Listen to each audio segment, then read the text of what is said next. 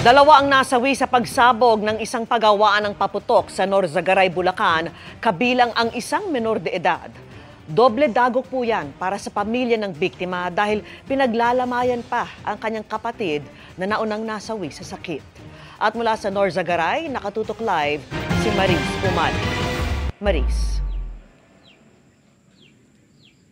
Vicky, narito ako ngayon sa mismong lugar kung saan nangyari nga yung pagsabog sa isang pagawaan ng paputok kaninang bago magtanghali kung saan 2 ang nasawi at 5 ang naitalang sugatan.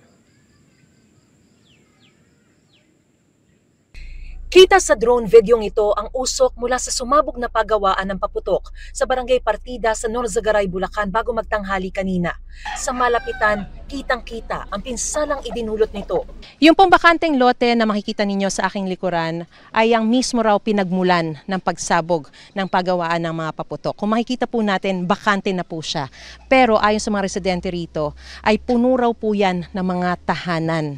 Ibig sabihin, sa tindi ng pagsabog, talagang nasira, nawasak yung lahat ng mga tahanan na nakatayo po dyan. Katunayan may mga natira pa po rito na mga yero, na mga tumilapon mula po dun sa mga nasirang mga tahanan. At kabilang din po sa tindi ng pagsabog ay umabot pa doon sa taas ng punong yan yung isa sa mga yero mula dun sa nasirang tahanan.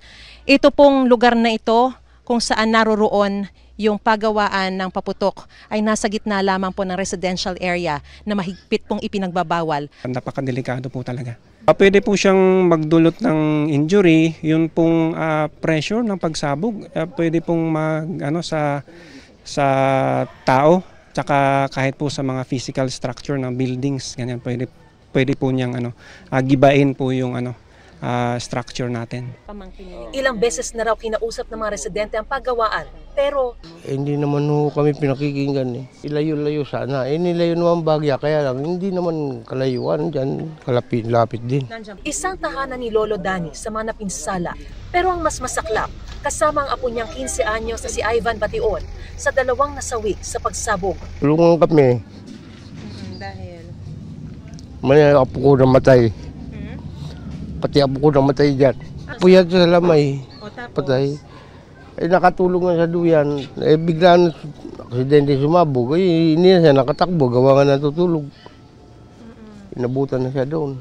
Ang pinaglalamayan ni Ivan ay ang mas batang kapatid na nasawi 3 araw pa lang ang nakalilipas dahil sa sakit.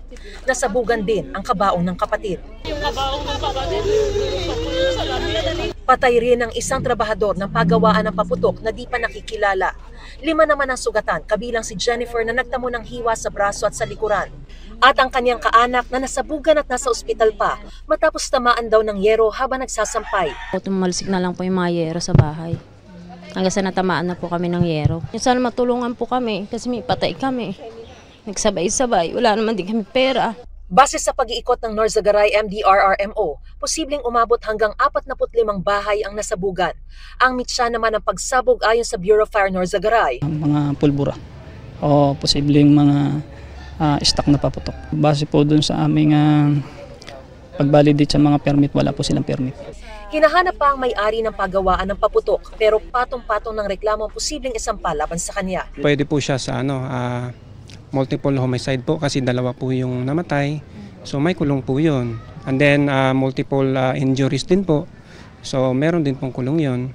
At saka damage to properties.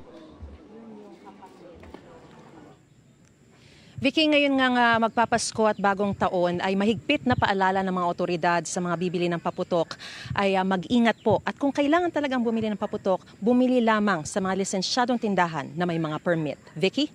Maraming salamat sa iyo, Maris Umali.